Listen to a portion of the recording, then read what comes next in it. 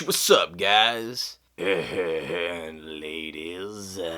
And welcome back to another episode of Punker Mike's Custom Action Figures Showcase. In this episode, I'm going to be showcasing my custom Marvel Legends J. Jonah Jameson action figure. So right off the bat, when I saw the Ulysses Claw figure teased at San Diego Comic-Con, I knew I definitely wanted to pick one up and try to make a J. Jonah Jameson out of it. So I slid into my local GameStop. They happened to just get the Black Panther movie Wave 2 in. They had the claw on the shelf, scooped it up, took it home to the lab, and started grinding. So starting off with the head, we have the J. Jonah Jameson head that came with the chameleon figure from the Rhino Build-A-Figure wave. And at least my experience, all the Jameson heads that I've got with my chameleons, and I have a bunch, all of them have really bad paint apps, like the hair's misaligned, mustache and eyebrows are misprinted or misaligned. So I just had to repaint him, repainted the black, repainted the gray on his hair, redid the eyebrows, and redid the stash. Eyes and mouth look okay, it's usually just the hair. And a really cool thing about this head too, it pops right on the body.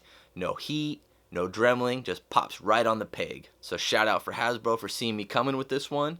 And you could probably guess somewhere down the line they're going to recycle this buck and give us an official J. Jonah Jameson, probably looking similar to this if I had to guess. And so the vest is obviously the vest that comes with the claw figure.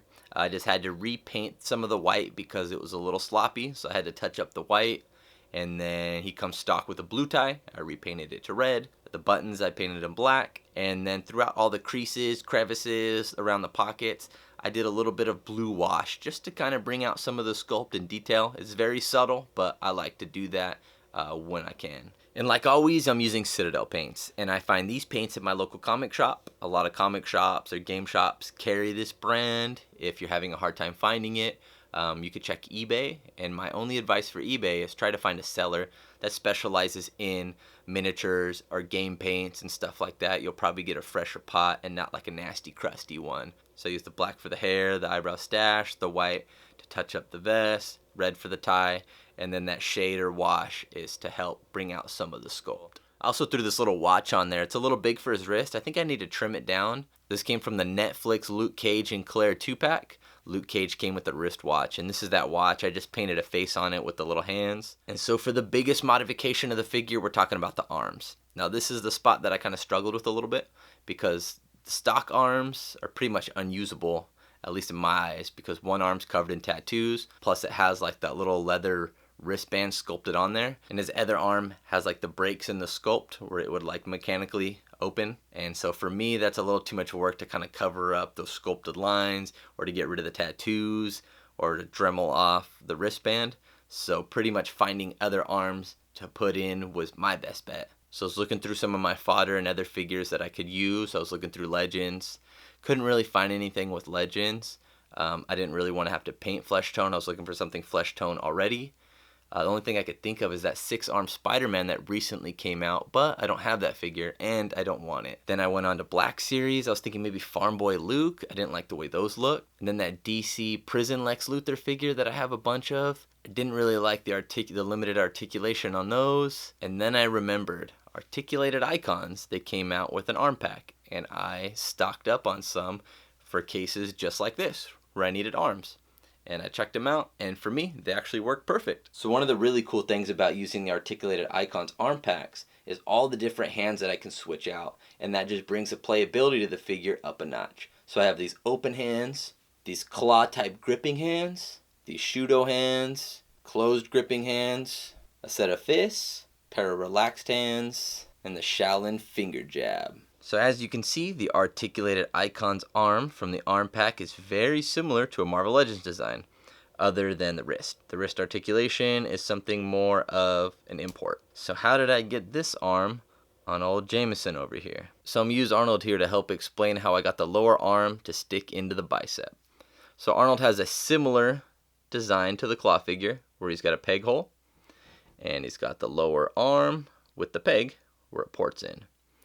Well, the Articulated Icons has a disc hinge. So I had to heat this up so I can pull this pin out, and then you have the second part of the disc hinge right here. Looks similar to this. Like I said, similar design. This is Marvel Legends Machine Man that's broken. I had this just lying around. But how am I going to fit this circular disc into a hole? So I used the hole as a guide. So like I said, the claw figure is going to be a smaller hole. And so with the Dremel, I got this brand new Dremel. Shout out to my wife for hooking it up. Got to retire that Harbor Freight Special and have an official tool now. So I'm using my Dremel and I'm making a slot. So I'm using the hole as a guide and I'm going down and up. So just making a slot for this to fit in. Now I actually shaved a little bit off. I made it a little more square than round so I didn't have to shave as much in. So that way it could fit right in there. So like I said, you're dremeling a slot, a skinny rectangle to just port that in there. Now with my experience, I always do a little bit at a time.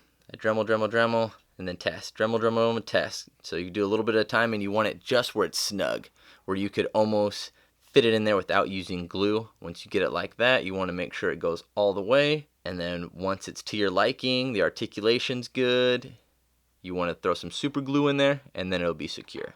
And again, I wish I would have filmed that for you guys, but this was kind of trial and error, and I did it so quick, and then I'm like, damn, I should have filmed that. So you can see Jameson get about a 90-degree bend, and like I said, there's going to be no swivel because it's not a peg hole. You slid the disc hinge in there, so it's a square, flat surface. It's not going to twist. But, I mean, the figure has upper bicep swivel, so you don't really need a swivel at the elbow if you have bicep swivel. So here's my custom J. Jonah Jameson figure next to the Marvel Legends Chameleon J. Jonah Jameson figure. So I definitely like the way my custom came out. You know, I think the rolled up sleeves with the loose collar and loose tie kind of fit the character a little better. So I hope you guys like this episode of Custom Action Figure Showcase. I hope it inspired you. Hope you got some ideas out of it. If you have any questions or comments, feel free to leave them down below. Please subscribe if you haven't already. You can follow me on Instagram. My handle is punker_Mike. Check out some of my other videos, and we'll see you next time. Hey, you can see my face in the camera.